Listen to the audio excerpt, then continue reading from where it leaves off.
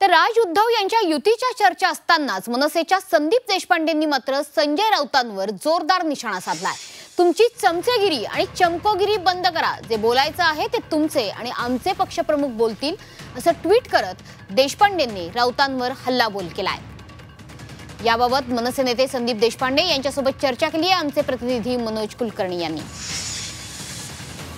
सोबत आहेत मनसेचे नेते आणि मुंबई अध्यक्ष संदीप देशपांडे। सर, आज तुम्ही ट्विट केलेला आहे, काय सांगणार त्या संदर्भात? असं आहे, काल काही लोक म्हणाले की आम्ही प्रश्न विचारू नयेत, की आम्हाला विचारायचा अधिकार नाही।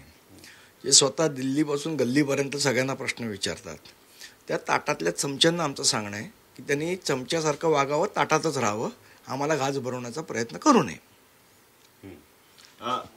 परंतु खालच्या लेवलवर म्हणजे दुसऱ्या पळीतले नेते वारंवार या संदर्भात बोलतायत, पण दोन वरिष्ठ नेत्यांमध्ये अजून बोलणं होत नाही आणि त्यामुळे याला कुठेतरी खीळ बसते असं वाटतं। बघा, असं आहे, आत्तापर्यंत उद्धव ठाकरे कधीही म्हणाले नाहीत की आम्हाला मनसे बरोबर युती करायची।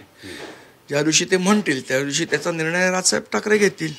नुसतं हे म्हणून की महाराष्ट्राच्या मनात काय आहे आणि लोकांच्या मनात काय तेच मी करेन, मुळात माझा या थिअरीवरच विश्वास नाही की उद्धव ठाकरेंना लोकांच्या मनातलं किंवा शिवसैनिकांच्या मनातलं कळतं।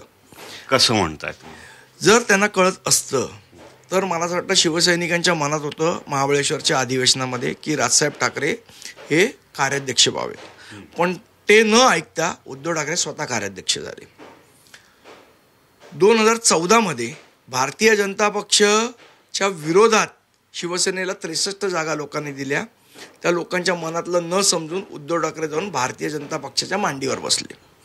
2019ला जनतेने कौल दिला की भारतीय जनता पक्ष आणि शिवसेनेने मिळून सरकार स्थापन करावं, ते न ऐकता हे जाऊन शरद पवार साहेबांच्या मांडीवर बसले।